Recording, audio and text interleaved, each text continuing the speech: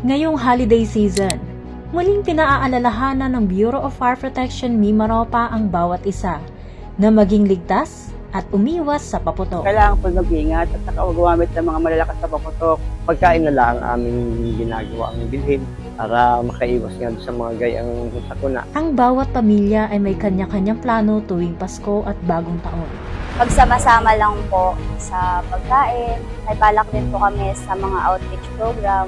Ngunit ang seguridad at kaligtasan ay higit na mas mahalaga. Ayon sa datos, maraming aksidente ang naiuulat tuwing holiday season dahil sa paputok. Kaya huwag nating isakripisyo ang buhay at kalusugan para sa pansamantalang kasiyahan. Yung wish ko po, ngayong darating na Kapaskuhan ay kumpletong pamilya, masaya, walang aksidente na mangyari, walang gulo na mangyari.